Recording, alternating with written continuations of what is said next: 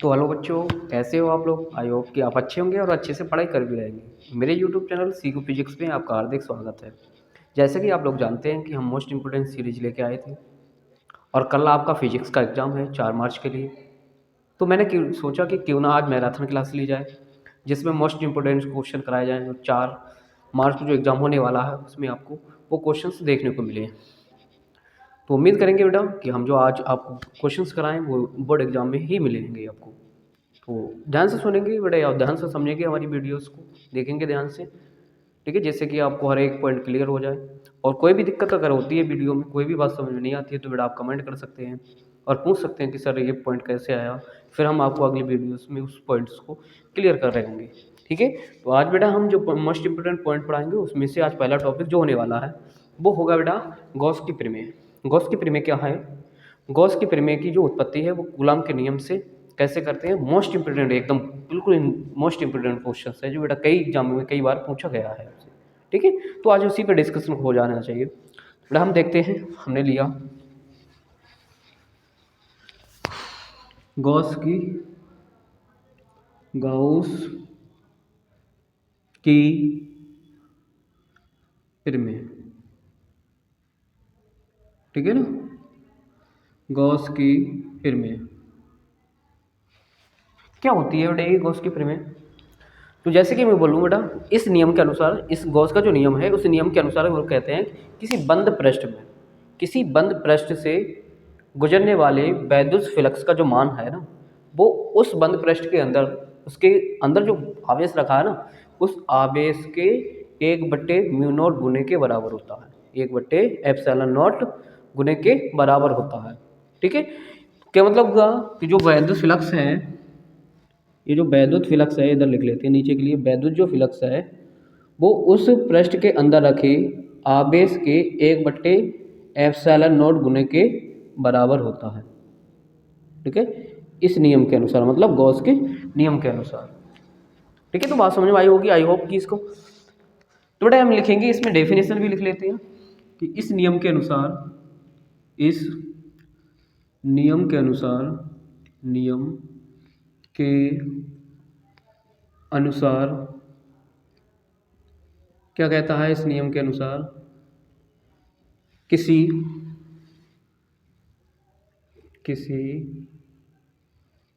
बंद पृष्ठ, किसी बंद पृष्ठ से गुजरने वाले, गुजरने वाले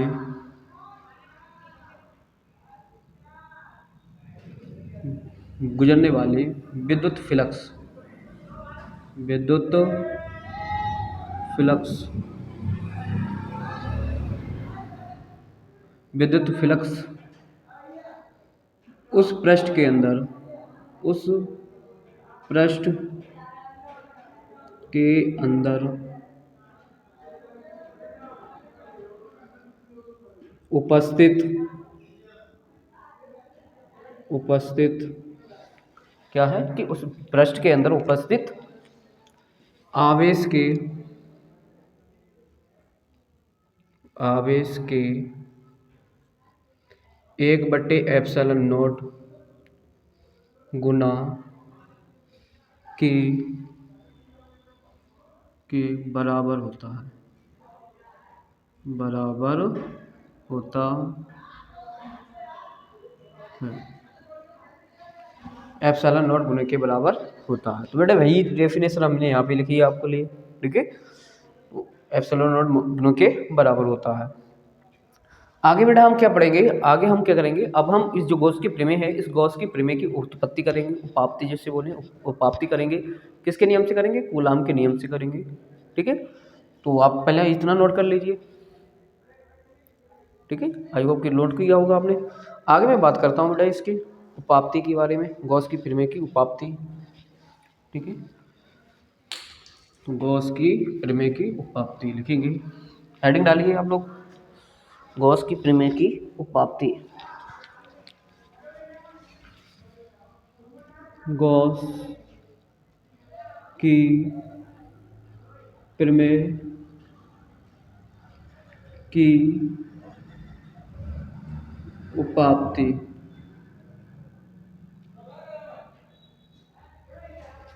कूलाम के नियम से, ठीक है ना, किसके नियम से, कूलाम के नियम से, कूलाम के नियम से करेंगे बेटा इसकी, कूलाम के नियम से, गॉस की प्रमेय की उपापति कूलाम के नियम से। बेटा इसमें क्या करेंगे, एक कोई पृष्ठ ले लेते हैं, ठीक है, ये पृष्ठ ले लेते हैं, ये एक एस पृष्ठ है, ठीक है, इसके अंदर एक बिंदु है ओ, इस ओ बिंदु पर मैंने मान लिया प्लस का क्यू वापस रखा। क्या किया मैंने, सबसे पहले एक बार पृष्ठ लिया और पृष्ठ एस लिया, उसका नाम क्या है, मैंने एस रखा। इस पृष्ठ के अंदर एक बिंदु ओ है, इस बिंदु ओ पर प्लस का क्यू वापस रखा हुआ है, ठीक है। तब क्या करेंगे बेटा, इससे कुछ थोड़ा सा से पृष्ठ बना लेते हैं, इससे आर दूरी पर, ठीक है ना, मैं क्या करूँगा, इससे आर दूरी पर एक बिंदु पी ले लेता हूँ, ठीक है, इससे आर दूरी पर एक बिंदु पी लिया, इस पी बिंदु पर एक, इस पी बिंदु के परिता, ऐसे कर लो, इस बिंदु के परिता एक अल्पांश डी एस ले लेंगे, एक अल्पांश क्या ले लेंगे बेटा, डी एस लिया, डी एस अल्पांश लिया। अब इस डी एस अल्पांश का क्षेत्रफल सदिश क्या होगा, इस अल्पांश का क्षेत्रफल सदिश जो होगा बेटा वो इस तरीके से होगा, ठीक है, डी एस क्षेत्रफल सदिश। और साथ ही साथ बेटा अब ये प्लस का जो क्यू आवेश रखा हुआ है, इस प्लस के क्यू आवेश के कारण इस पी बिंदु पर जो है ना, इस पी बिंदु पर एक वैद्युत क्षेत्र भी उत्पन्न होगा, एक वैद्युत क्षेत्र भी उत्पन्न होगा, जिसकी दिशा कैसे होगी बेटा, भार के लिए, क्योंकि हम जानते हैं, थोड़ा सा बड़ा लिख लेते हैं, भार के लिए होगी। अब क्यों होगी भार के लिए, तो प्लस के क्यू आवेश के कारण जो वैद्युत क्षेत्र की तीव्रता की जो दिशा होती है बेटा, कहाँ होती है, भार की तरफ होती है, ठीक है, तो इसकी दिशा जो होगी वो भार की तरफ होगी। अब क्या करेंगे बेटा, मैं मान लेता हूँ, तब क्या होगा, ये जो क्षेत्रफल सदिश और वैद्युत क्षेत्र है वो कितने कोण बनाते हैं एक दूसरे से, थीटा कोण बना लेते हैं, ठीक है।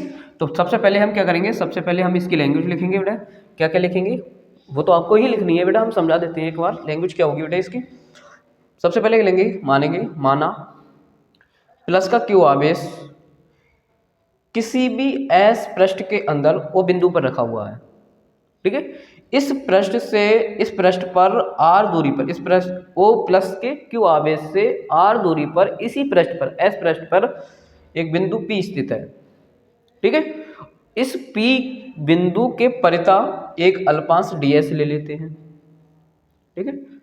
तब बेटा पी बिंदु पर सबसे पहले हम प्लस के क्यू आवेश के कारण इस पी बिंदु पर वैद्युत क्षेत्र की तीव्रता निकालेंगे, ठीक है। तो सबसे पहला मोटिव,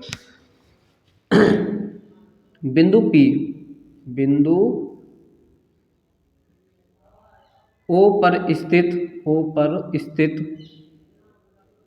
ओ पर स्थित प्लस क्यू आवेश, प्लस क्यू आवेश के कारण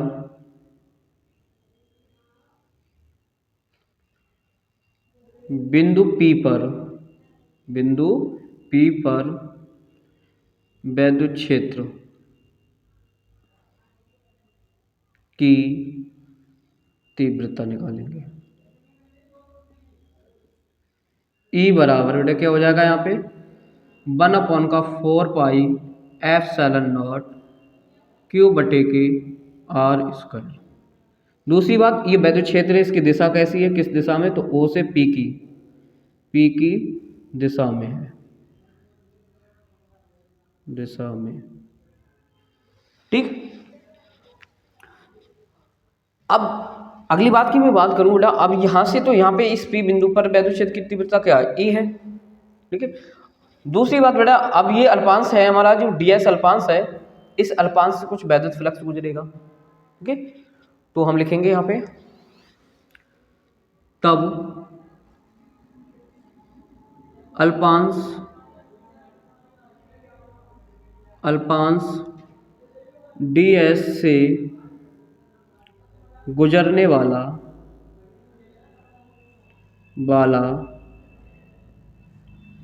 वैद्युत फ्लक्स, इसे ऐसे वैद्युत फ्लक्स। तो बेटा वैद्युत फ्लक्स निकालेंगे तो क्या होगा, अल्पांश के कारण निकालना है तो बेटा हम लिखेंगे डी फाई ई बराबर E dot D S vector. ठीक है, और वेक्टर साइंस को अगर हम एक्सप्लेन करते हैं तो बनता है हमारा ई डी एस कोज थीटा। ठीक है, और आप जानते हैं कि ई बराबर जो मान है, इस ई का मान हम उठा के यहाँ पे रखेंगे तो बनेगा बेटा हमारा ई डी एस, सॉरी लिख लो ई का मान लिखो, तो 1/4 पाई एप्सिलॉन नॉट क्यू बटे के आर स्क्वायर और डी एस कोच थीटा हो जाएगा। ठीक है, अब क्या करेंगे बेटे, हम क्यू को उधर लेके जाएंगे। जब हम क्यू को उधर लेके जाएंगे तो क्या बनेगा, तो हो जाएगा यहाँ पे 1/4 पाई एप्सिलॉन नॉट। ठीक है, क्यू को इसके साथ लिख देंगे इस तरीके से, तो बनेगा डी एस कोस थीटा बटे के आर स्क्वायर। ठीक है, तो आप जानते हैं, हम जानते हैं, चूंकि ऐसे लिख लो, चूंकि डी एस कोस थीटा जो होता है कोस थीटा बटे के आर स्क्वायर का जो मान होता है डेल्टा ओमेगा के बराबर होता है। तो आप यहाँ पे जो लिखेंगे डी फाई ई का जो मान लिखेंगे बराबर क्या हो जाने वाला है, डी फाई ई का मान जो होने वाला है बेटे बनेगा क्यू बटे का 4 पाई एप्सिलॉन नॉट और ये हो जाएगा डी ओमेगा। ठीक है, अब लिखेंगे बेटा, अभी तो हमने यहाँ पे इतने वाले प्रश्न से, मतलब ये वाला जो अल्पांश लिया था हमने, ये वाला ds अल्पांश, इसके कारण वैद्युत फ्लक्स निकाला तो उसका मान इतना आया। लेकिन हम निकालना, हमारा मोटिव निकालना क्या है, संपूर्ण पृष्ठ। ये संपूर्ण पृष्ठ मतलब s, ये संपूर्ण पृष्ठ के कारण निकलने वाला वैद्युत फ्लक्स का मान क्या होगा वो निकालेंगे। ठीक है, तो इससे पहले बेटा हम क्या करेंगे, फिर हम लिखेंगे यहाँ पे अतः संपूर्ण पृष्ठ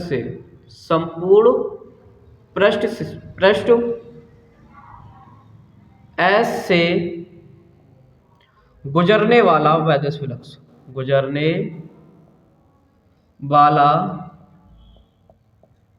वैद्युत फ्लक्स, वैद्युत फ्लक्स। ठीक है, अब संपूर्ण वैद्युत फ्लक्स निकालेंगे बेटे, तो बेटा संपूर्ण वैद्युत फ्लक्स का मान क्या होने वाला है देखते हैं। तो लिखेंगे बेटा फाई ई बराबर समाकलन साइन डी फाई ई। यहाँ से बेटा हम डी फाई की वैल्यू रखेंगे तो क्यू बटे के epsilon not 4 pi epsilon not और ये हो जाएगा डी ओमेगा। यहाँ से क्यू 4 पाई एप्सिलॉन नॉट तो बाहर ले लेंगे बेटा, कांस्टेंट है, और ये डी ओमेगा हो जाने वाला है, ये फाई के बराबर चल रहा है। ठीक है बेटा, हम जानते हैं, और क्या जानते हैं कि ओमेगा डी फाई जो है वो कितने के बराबर होगा बेटा, 4 पाई के बराबर होगा। तो यहाँ पे आप लिखेंगे क्यू बटे का 4 पाई एप्सिलॉन नॉट और यहाँ पे क्या आ जाएगा 4 पाई, तो 4 पाई से 4 पाई कैंसिल करेंगे बेटे तो बनेगा क्यू अपॉन का एप्सिलॉन नॉट। तो फाई का मान इस तरीके से कूलाम के नियम से गॉस की प्रमेय की उत्पत्ति हो जाती है। ठीक है, तो आई होप कि आपको सारी बात समझ में आई होगी, जितना भी अभी पॉइंट्स हमने बताया आपको सारे क्लियर हुए होंगे। तो आप जल्दी से स्क्रीनशॉट ले लीजिए, फिर अगला टॉपिक स्टार्ट करते हैं।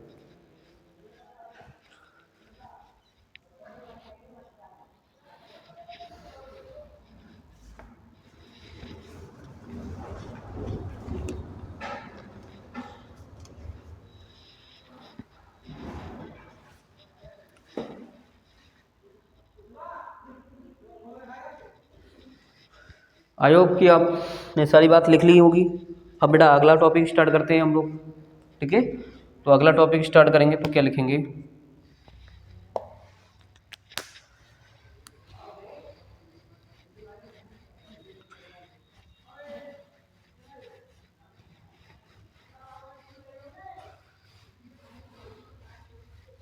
अगली हेडिंग डालेंगे बेटा संधारित्र।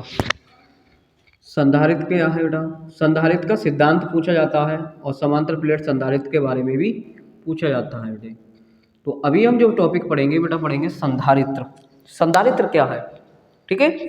फिर उसका संधारित्र का सिद्धांत क्या है उसके बारे में डिस्कशन करेंगे। फिर बेटा जो एग्जाम में पूछा जाता है समांतर प्लेट संधारित्र के बारे में पूछा जाता है, कहते हैं समांतर प्लेट संधारित्र के व्यंजक की व्याख्या कीजिए और डिस्कशन करेंगे। तो उससे पहले बेटा हम कर लेंगे संधारित्र है क्या, ये क्या है, इसकी क्या जरूरत है, ये सारी डिस्कशन करेंगे सबसे पहले, ठीक। तो बेटा संधारित्र क्या है? एक ऐसा समायोजन होता है जिसके आधार में क्या करे, आधार में परिवर्तन किए बिना ही आवेश की अधिक मात्रा को संचित किया जा सके। समझे मेरी बात को? कि एक ऐसा समायोजन जिसके आधार में परिवर्तन किए बिना ही आवेश की अधिक मात्रा को संचित किया जा सके, संधारित्र कहलाता है। और संधारित्र को बेटा सिंबल्स के रूप में दिखाते हैं, परपथीय रूप में दिखाते हैं। कैसे दिखाते हैं? संधारित्र को परपथीय रूप में ऐसे ही डिनोट करते हैं, इस तरीके से। ये परपथीय रूप में डिनोट करते हैं ऐसे। तो पहले डेफिनेशन लिखेंगे, ऐसा समायोजन, ऐसा समायोजन, ऐसा समायोजन जिसके आधार में परिवर्तन किए बिना, जिसके आधार में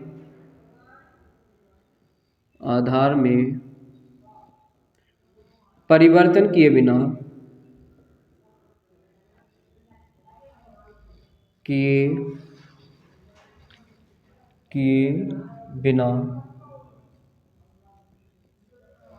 आवेश की अधिक मात्रा को, आवेश की अधिक मात्रा को संचित किया जा सके, आवेश की अधिक मात्रा को संचित किया जा सके, संचित किया जा सके। क्या कहलाता है? संचित किया जा सके, संधारित्र कहला जाता है। संधारित्र कहलाता है। वही युक्ति होती है जो संधारित्र कहलाता है। और जो है ना, इसे हटा देते हैं, इसे परिपथीय रूप में इससे प्रदर्शित करते हैं,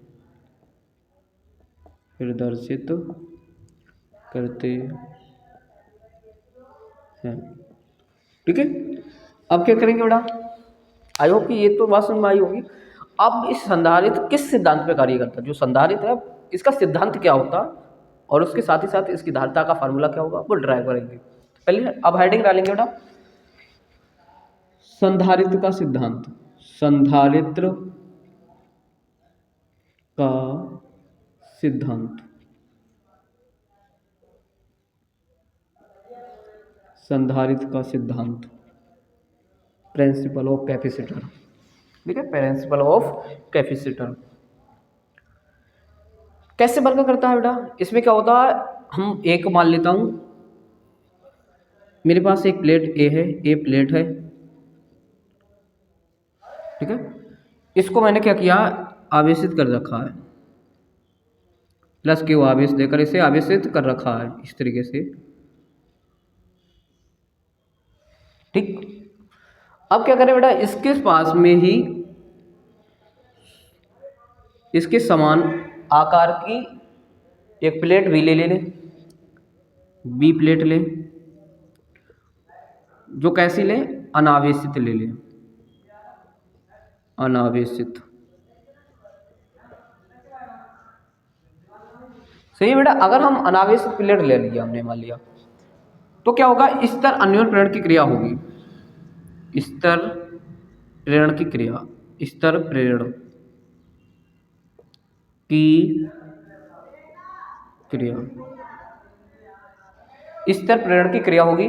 और स्तर प्रेरण की क्रिया के कारण बेटा क्या होगा, ये वाला जो है बेटा, ये वाली जो प्लेट बी है, यो अंदर से तो ऋणावेशित हो जाएगी इस तरीके से, और भार इस पे क्या आ जाएगा, धनावेशित आ जाएगा, धनावेश आ जाएगा। ठीक है, इससे क्या होगा बेटा, इसका जो है ना प्लेट ए, इस प्लेट ए का क्या कम होगा, विभव कम होगा, विभव कम, विभव तो कम होगा, लेकिन बेटा इसकी क्या होगी, इस प्लेट की धारिता बढ़ेगी। धारिता क्या हो जाएगी, धारिता बढ़ेगी। ठीक, और अगर मैं इस वाली प्लेट बी को भूमि संपर्कित कर दूं, भूमि से इसका संपर्क कर दूं, तो बेटा इसका विभव और कम हो जाएगा, इसका जो विभव होगा और कम हो जाएगा, और कम हो जाएगा, हो जाएगा, लेकिन धारिता फिर भी बढ़ेगी। ठीक है, तो बेटा ये तो हो गया इसका सिद्धांत। ठीक है, बात समझ में आई होगी क्या सिद्धांत, मैं एक बार फिर से रिपीट करता हूँ बेटा। इस सिद्धांत में क्या होगा कि हम सबसे पहले एक प्लेट लेंगे, एक प्लेट लेंगे, जिससे हम क्या करेंगे, प्लस का धनावेश दे देंगे। अब प्लस का धनावेश दिया, इसके बराबर में ही हम क्या करेंगे, एक दूसरी प्लेट भी ले लेंगे, दूसरी प्लेट भी लेंगे जो कैसी होगी, अनावेशित होगी, इसमें कोई आवेश नहीं होगा, बराबर में रखेंगे इसके। तो बेटा क्या होगा, स्तर प्रेरण की क्रिया होगी, और स्तर प्रेरण की क्रिया के कारण क्या होगा, प्लेट बी के अंदर की तरफ तो ऋणावेश आ जाएगा और बाहर की तरफ धनावेश आ जाएगा। ठीक है, अब इससे क्या होगा कि जो प्लेट ए है उसका विभव तो कम हो जाएगा, लेकिन उसकी धारिता का इंक्रीजमेंट होगा। और यदि मैं प्लेट बी को भूमि से संपर्कित कर दूं या भूमि से कनेक्ट कर दूं, तो ए प्लेट का विभव और ज़्यादा कम होगा और इसकी धारिता तो बढ़ ही जाएगी। तो इस सिद्धांत, इस तरीके से ये संधारित्र जो होता है बेटा, तो कार्य कर रहा होता है। ठीक है, तो आपको बात समझ में आई होगी। अब बेटा मैं इसकी धारिता के बारे में डिस्कशन कर लेता हूँ, मैं धारिता के बारे में, तो इसकी धारिता क्या है देखता हूँ।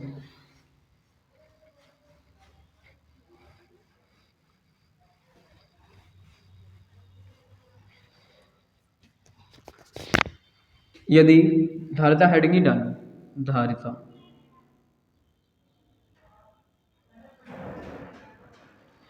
यदि मान ले, यदि किसी संधारित्र को, किसी संधारित्र को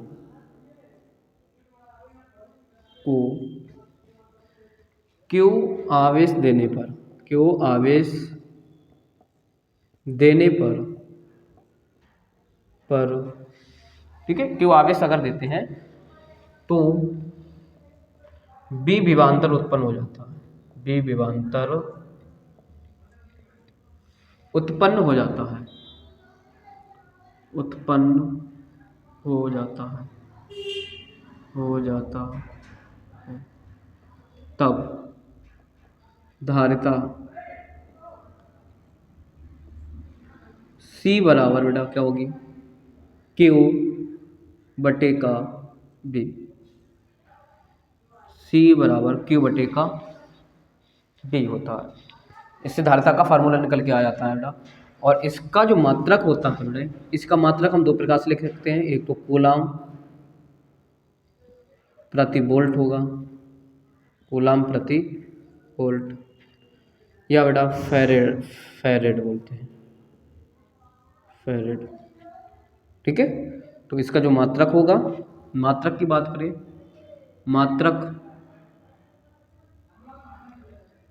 फेरेड,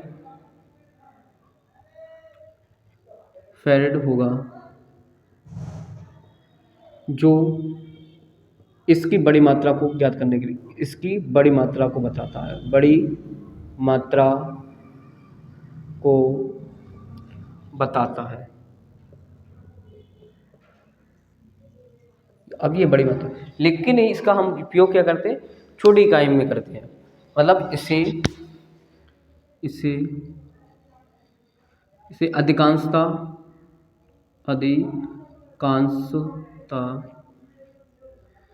क्या करते हैं बेटा हम? अधिकांशता माइक्रोफैरेड में लिखते हैं।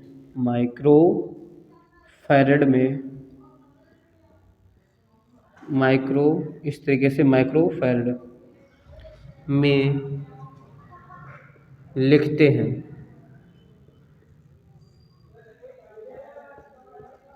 ठीक, आई होप बात समझ में आ रही होगी आपको।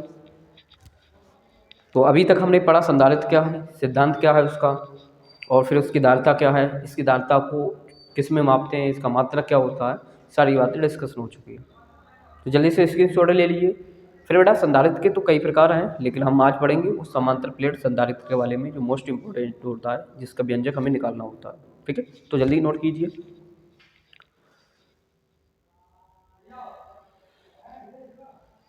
आई होप नोट कर लिया होगा आपने। चलते बेटा आगे।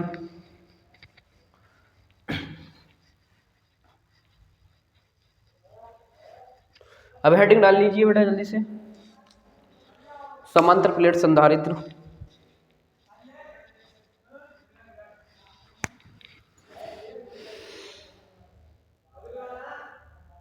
समांतर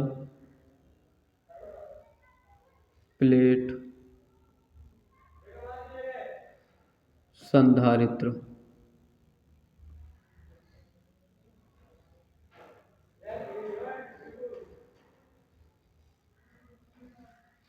समांतर प्लेट संधारित्र देखते हैं क्या होता है बेटा। इसमें हम सबसे पहले दो प्लेट लेते हैं, इसकी संरचना के बारे में ही बात कर लेते हैं।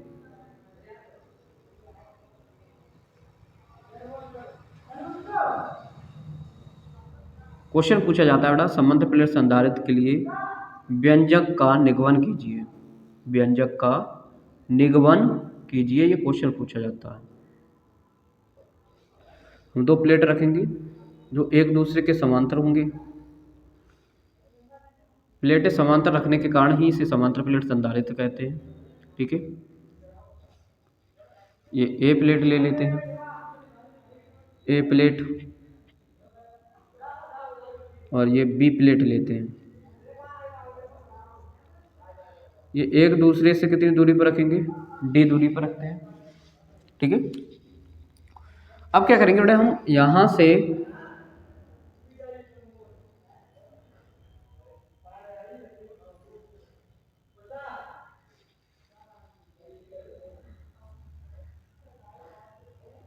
सही से बन जाए यार।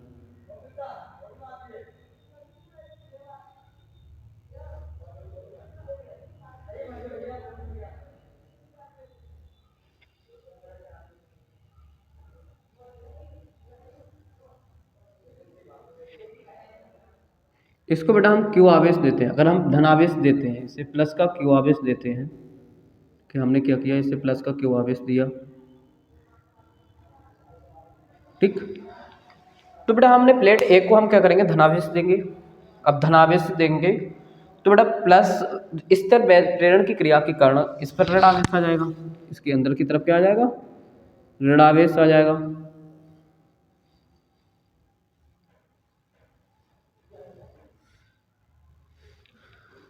ठीक है, और इस पे धनावेश आ जाएगा। बाहर की तरफ क्या हो जाता?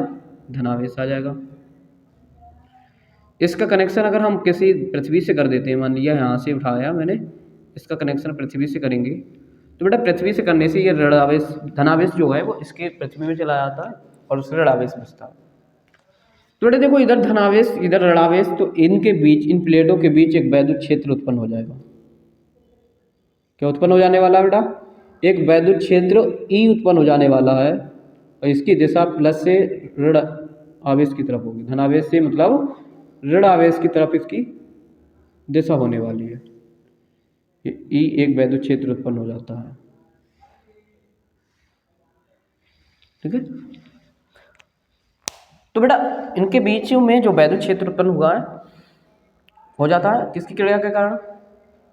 प्रेरण क्रिया के कारण बेटा। इस पे ऋणावेश आने की वजह से धनावेश और ऋणावेश के कारण एक वैद्युत क्षेत्र इन प्लेटों के बीच उत्पन्न हो जाता है। ठीक। तो बेटा हमारा सबसे पहले मोटिव हम आगे फिर क्या करेंगे, हम सबसे पहले प्लेट ए पर वैद्युत क्षेत्र प्लस क्यू आवेश के कारण वैद्युत क्षेत्र निकालेंगे। फिर प्लेट दूसरी पर वैद्युत क्षेत्र किसी पर निकालेंगे। फिर परिणामी जो इसके बीच में जो परिणामी जो कुल वैद्युत क्षेत्र इनके बीच में निकल रहा है वो निकालेंगे। मतलब पहले प्लेट ए के कारण वैद्युत क्षेत्र उत्पन्न होगा, फिर दूसरे के कारण वैद्युत क्षेत्र होगा, फिर परिणामी इस दोनों के बीच में कितना वैद्युत क्षेत्र उत्पन्न हुआ उसका मान निकालेंगे। फिर बेटा साथ ही साथ वैद्युत क्षेत्र उत्पन्न हुआ तो एक विभवांतर उत्पन्न होगा। ये आवेशित कर रहे हैं तो विभवांतर तो उत्पन्न होना नॉर्मली बात है, वही वैद्युत क्षेत्र उत्पन्न के साथ साथ आवेशित किया है हमने तो एक को विभवांतर उत्पन्न होगा। तो हम परिणामी विभवांतर भी निकालेंगे इनके बीच और उन्हें सॉल्व करेंगे तो हमें यहाँ से व्यंजक मिलने वाला समांतर प्लेट संधारित्र के लिए। तो पहला मोटिव लिखेंगे ए प्लेट पर प्लस क्यू आवेश के कारण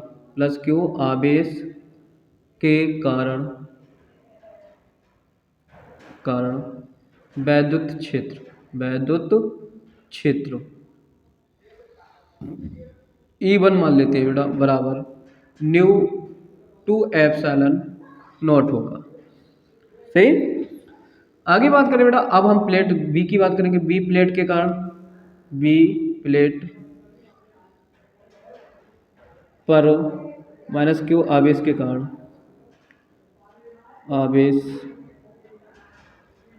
कारण वैद्युत क्षेत्र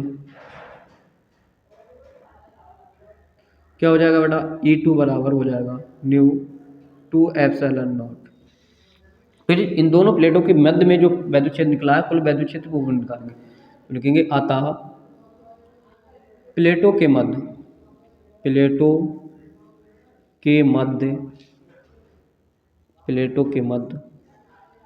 कुल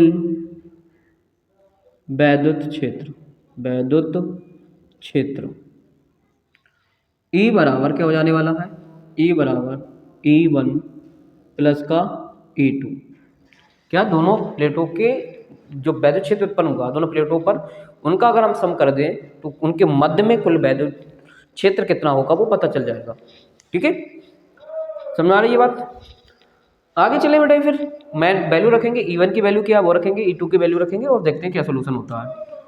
यहाँ से बेटा हम E1 की वैल्यू रखेंगे तो हमारे पास आ जाएगा न्यू बट्टे का 2 epsilon not plus new 2 epsilon not. बेटा हर समान है तो वही देखो आप जानते हैं कि हर समान होते तो एक बार लिख लेते हैं 2 एप्सिलॉन नॉट और ये भी ये न्यू 2 न्यू हो जाएंगे, 2 से 2 कैंसिल कर देंगे तो बेटा बनेगा हमारा न्यू अपॉन का एप्सिलॉन नॉट। और बेटा एक चीज़ और जानते हैं, ये रेखीय है। ठीक है, रेखीय आवेश घनत्व है ये, तो रेखीय आवेश घनत्व बराबर क्या होता है, Q अपॉन का A। तो यहाँ पे वही रखेंगे बेटा तो बनेगा हमारा Q अपॉन का A एप्सिलॉन नॉट। तो वैद्युत क्षेत्र है इन प्लेटों के बीच कुल वो ये निकल के आने वाला है। ठीक है, अब साथ ही साथ इनके मध्य जो वैद्युत विभवांतर वो निकालेंगे। प्लेटों के मध्य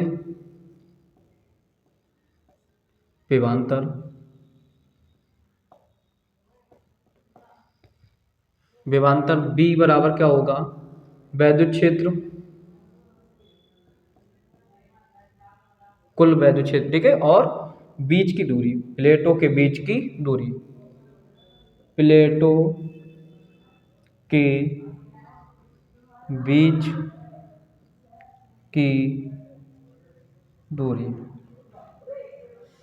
बेटा वैद्युत क्षेत्र कुल वाला कितना E और ये D, तो E की वैल्यू बेटा हाथ से उठाएंगे और रखेंगे तो ये हो जाएगा A Q upon A epsilon not और बेटा ये D हो जाएगा और D की Q से गुणा कर देंगे तो Q D हो जाएगा बट्टे का A एप्सिलॉन नॉट हो जाएगा, ये B के बराबर होगा। तब क्या बेटा धारिता, तब इस मतलब प्लेट की जो धारिता के लिए व्यंजक है वो तो धारिता निकालेंगे इसकी तो Q बटे के B। तो Q की वैल्यू रखेंगे बेटा, Q तो नहीं रखेंगे मतलब B की वैल्यू रखेंगे तो Q D बटे का A एप्सिलॉन नॉट हो जाएगा। और बेटा आप जानते हैं कि तीसरा नंबर हमेशा ऊपर जाता है तो बनेगा हमारा A, थोड़ा सा गैप ले लो, तो बनेगा C बराबर ए एप्सिलॉन नॉट, और क्यू तो है ही ऊपर बट्टे का क्यू डी। तो क्यू से क्यू कैंसिल हो जाएगा तो बनेगा सी बराबर ए एप्सिलॉन नॉट डी। ठीक है, तो समांतर प्लेट संधारित्र की धारिता के लिए जो व्यंजक आता है वो क्या है, ए एप्सिलॉन नॉट बटे का डी। मैं मान लेता हूं, आगे एक चीज और लिख लो बेटा, मैंने माना प्लेटों के बीच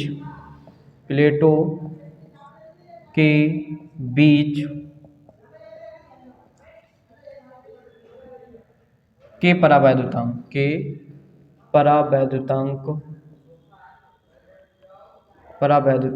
है। तो बेटा क्या बनेगा, जाके यहाँ से C बराबर के एप्सिलॉन नॉट ए बट्टे का डी होगा। समांतर प्लेट संधारित्र की तक लिए ये फार्मूले होने वाले हैं।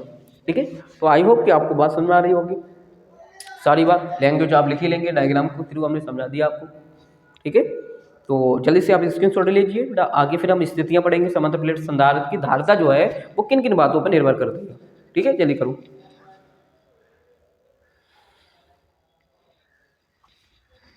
आई होप स्क्रीनशॉट ले लिया होगा बेटे। चलते हैं बेटे आगे।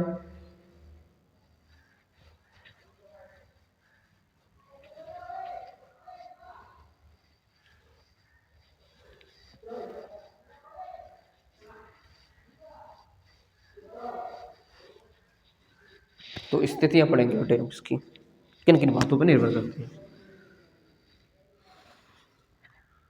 समांतर प्लेट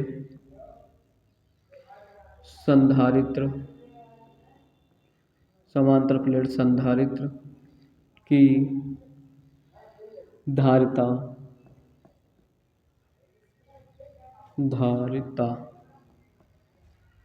की निर्भरता।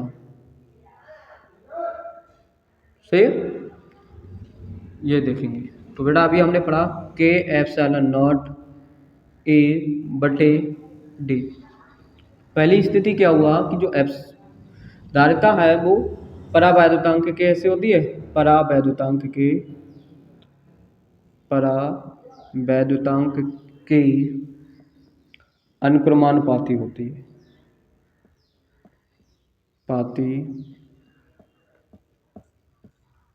है ना, परावैद्युतांक कैसे अनुक्रमानुपाती है। परावैद्युतांक का मतलब क्या होगा कि समांतर प्लेट संधारित्र की जो धारिता है ना, धारिता वो परावैद्युतांक पर भी निर्भर करती है कि किस प्रकार का प्लेटों के बीच किस प्रकार का हम परावैद्युतांक बढ़ते हैं, उस पर भी निर्भर करती है। ठीक है, अगला पॉइंट बात करें बेटा सी ए के एप्सिलॉन नॉट के समानुपाती ए के है। सी जो है समानुपाती किसके, अनुक्रमानुपाती ए के है। इसका मतलब क्या होगा कि बेटा अगर मैं प्लेटों के क्षेत्रफल को बढ़ा दूं तो धारिता बढ़ेगी, और क्षेत्रफल को घटाऊंगा तो धारिता भी क्या हो जाएगी, घट जाएगी बेटे। तो धारिता पर भी निर्भर, क्षेत्रफल पर भी निर्भर करती है धारिता। आगे थर्ड पॉइंट की बात करते हैं बेटे। थर्ड पॉइंट क्या है, सी व्युत्क्रमानुपाती है डी के। मतलब क्या हुआ कि अगर मैं बेटा बीच की दूरी को क्या करूं, बढ़ा दूं तो धारिता घटेगी, और धारिता को बढ़ाना चाहता हूं तो बीच की दूरी को बढ़ा देंगे। ठीक है, ये मतलब हुआ व्युत्क्रमानुपाती का। तो बेटा ये भी पॉइंट आप नोट कर लीजिए। ले लिया होगा स्क्रीनशॉट। चलिए ठीक है, ये पूरा हमारा डायग्राम खत्म हो गया। समांतर प्लेट संधारित्र क्या, संधारित्र का सिद्धांत, समांतर प्लेट संधारित्र के लिए व्यंजक क्या है, और उसकी निर्भरता भी हमने पता कर ली। उसकी धारिता है किस किस बातों पर निर्भर करती है, वो वाली बात भी हमने डिस्कशन कर ली। अब अगला जो टॉपिक रहने वाला है हम पढ़ेंगे एक समान चुंबकीय क्षेत्र में जब कोई कण लंबवत प्रवेश करे तो उसके लिए व्यंजक क्या है, मतलब उस पर क्या सा बल कार्य करेगा। ठीक है, वो डिस्कशन करेंगे। आगे उसकी जब वो परिक्रमण कार्य क्या होगा, उसकी आवृत्ति क्या होगी। ठीक है, ये सारी बातों पर डिस्कशन कर लेंगे। तो अगला टॉपिक रहेगा बेटा एक समान चुंबकीय क्षेत्र या चुंबकीय क्षेत्र में गतिमान आवेशित कण जब किसी क्षेत्र में लंबवत प्रवेश करें। तो लिखेंगे एक समान चुंबकीय क्षेत्र,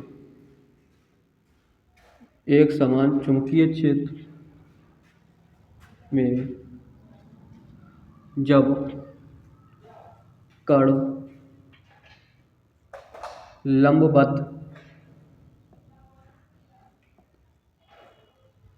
लंबवत प्रवेश करे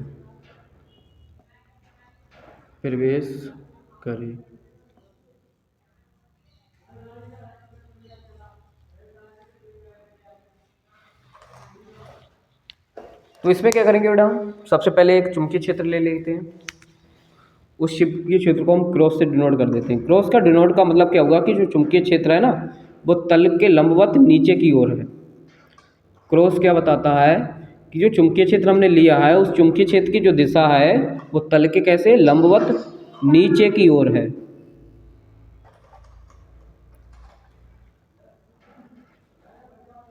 अब देखो चुंबकीय क्षेत्र ऐसे है, इस तरीके से तल के लंबवत, तो हम आप क्या करेंगे, कण को इस तरीके से प्रवेश कराएंगे तो तभी तो लंबवत बनेगा जाके, तो हम इस तरीके से प्रवेश कराते हैं।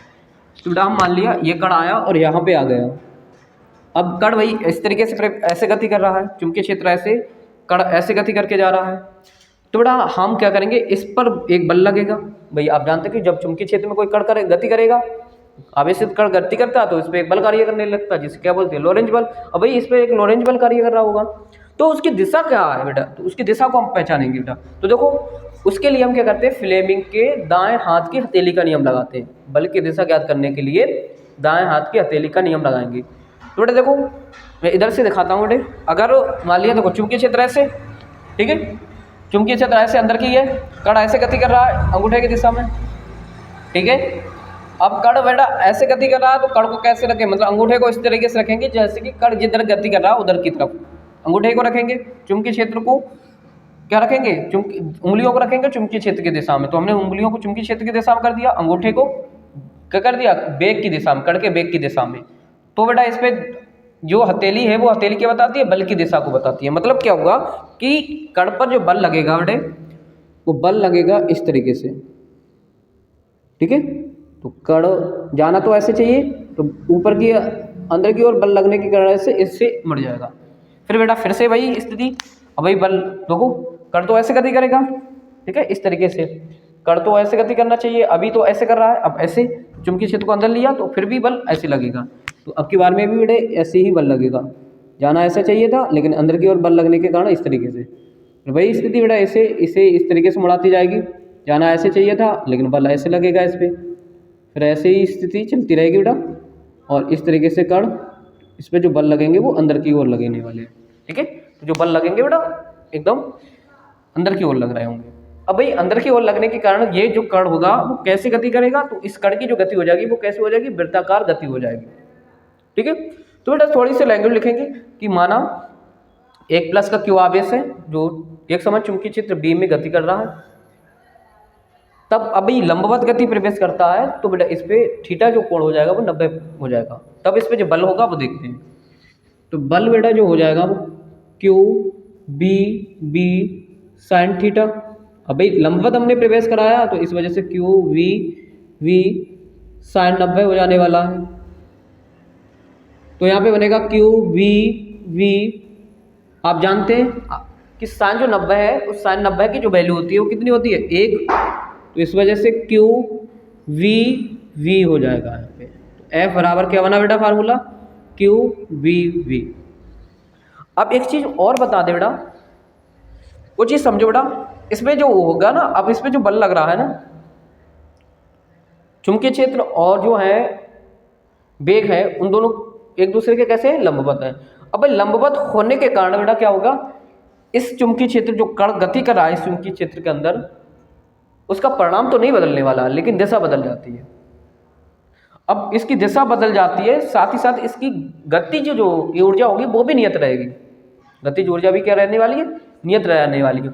और ये संभव तभी होगा जब ये कण कैसे कर रहा है, वृत्ताकार गति करेगा, कण है वृत्ताकार गति करेगा, तभी ये दोनों चीजें स्थित संभव हैं।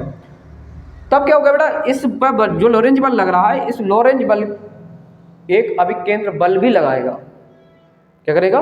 एक अभिकेंद्र बल भी लगाएगा। ठीक है, तो मैं मान लेता हूं यदि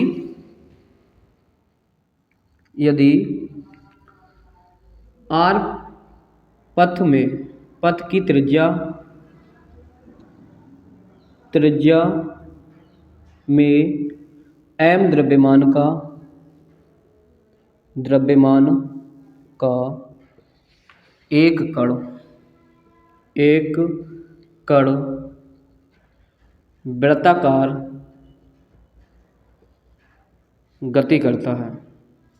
इधर लिख लो, वृत्ताकार गति करता है, तो उस पर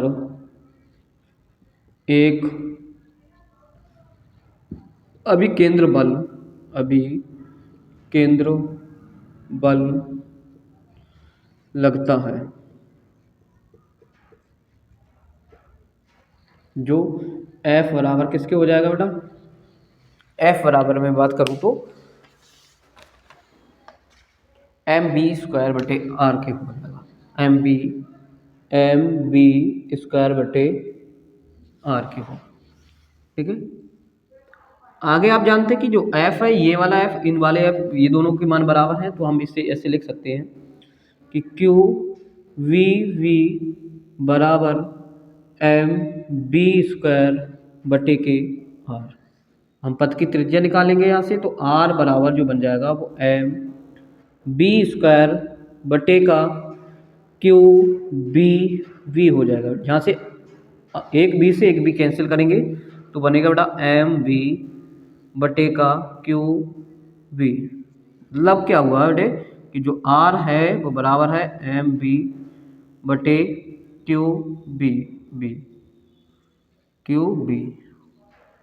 ये जो अर्थात जो r है ना, r, ये r जो समानुपाती है mb के, mb बोले तो r का जो मान होगा वो संवेग के, कण के जो संवेग है, mb संवेग हो गया अभी, p बराबर mb मतलब p हो क्या होता है? संवेग।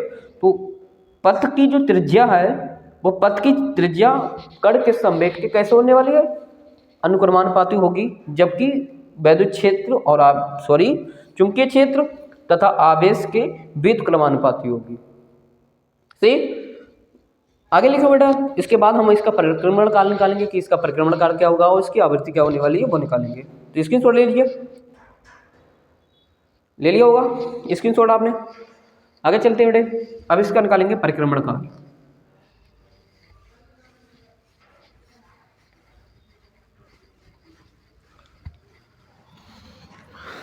परिक्रमण काल माना हमने r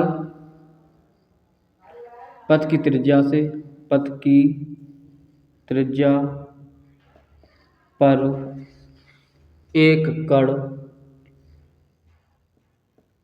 एक चक्कर में, क्या करें बेटा? एक चक्र में 2πr दूरी तय करता है। तब देखते हैं बेटे क्या होने वाला है इसमें।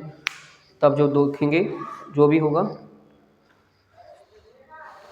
जो हो जाएगा बेटा किसके बराबर हो जाएगा? t बराबर हो जाएगा 2πr बटे b के।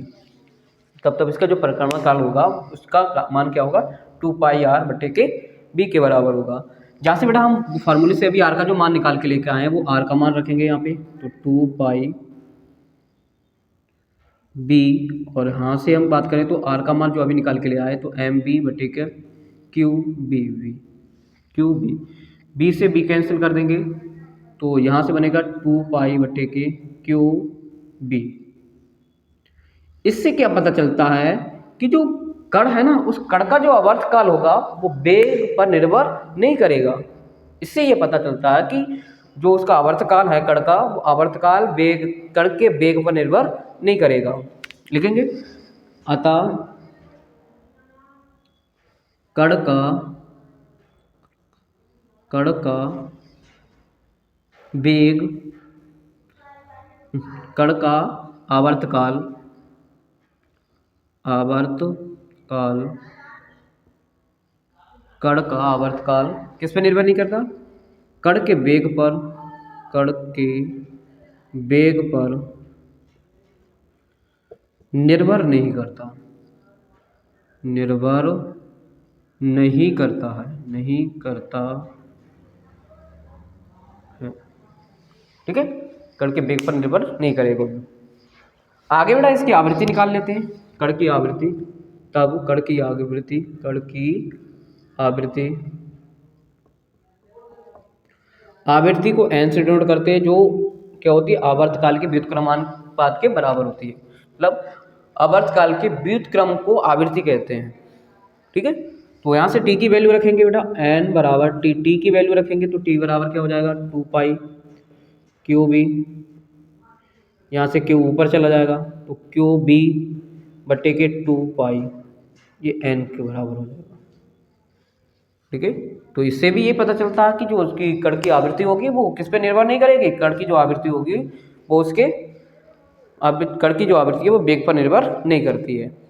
आई होप कि जितना भी अभी मैंने जो बता दिया है वो आपको सारी बात समझ में आई होगी।